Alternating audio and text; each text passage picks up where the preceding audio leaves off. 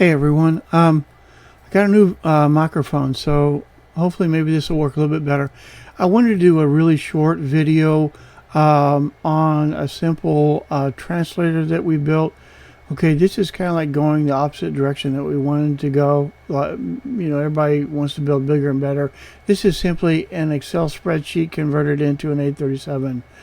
It represents that sector, that doesn't want all the bells and whistles. And we have some folks that they might be working around child services or home health or some other specialized area, and maybe they don't have a lot of technology, or maybe their end users don't really want to get involved in the latest, web creation on the cloud or something.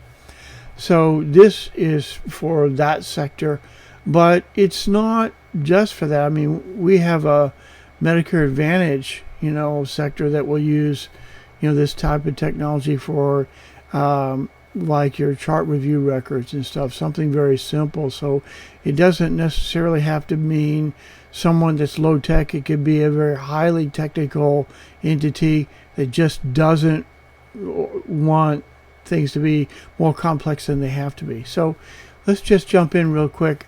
Not going to be a long video.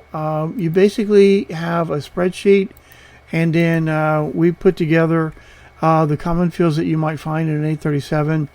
The first column tells you if it's institutional or professional.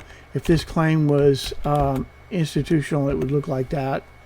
And so basically when the translator hits this line, it knows what it's building. And then the first half a dozen fields or so are what you might expect for your EDI stuff. Your header information like ISA 6 and 8, GS 2 and 3, and then 1000 A and B. And I threw in claim filing indicators, so it would help out for Medicare, Medicaid, and that 2000 B loop that is involved with the patient and the payer. After that, it's really just straightforward stuff. No rocket science. Member ID, date of birth, first name, last name. It goes on to show you the provider information and the provider address, the state and zip, the demographics, stuff like that. It even has rendering provider information in there, and then it starts going to the claim information like from and through dates, and your claim ID and things like that. Diagnosis codes, plenty of those out there. And then for the line charge, we just have one. We have all these fancy systems, but for something like this, someone was looking for something that was repetitive. Like maybe you're doing an adult daycare and you just have the same, per diem or same charge every day, and you're just redoing it. And so this is a very, very simple process, for what we're doing with this particular application. Let's run one just to see what it looks like. Here's an actual file that you were just looking at there. And then let's call it something unique. We'll call it my test. Okay. And then we'll just create it. It tells me it created 2 claims. And there you are. So, very, very simple.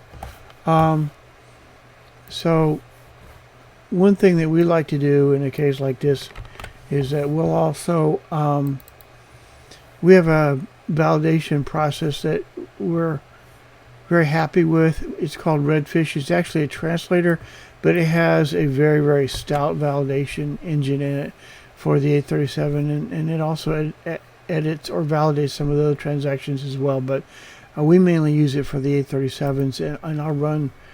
It's pretty fast. I'll run a validation. It just happened. You can see that there's nothing. There's no edits, there's no errors. If there was an error, it would have an error right here. Something like that, But there's no errors in this file. So really that's just all there is to it. We're just taking an Excel spreadsheet and we're converting it into an 837. This is dummy data here. That's all there is to it. So if you have any questions, let me know. Again, this was just simply another type of application for those folks that do EDI, but this one is going the opposite direction of complexity. It's just very basic. So maybe that might be of interest to you. If you have any comments, leave them below, or you can stop by. Well, just send me an email, edi.dallas@zoho. I hope this helps out. Thanks for watching my video.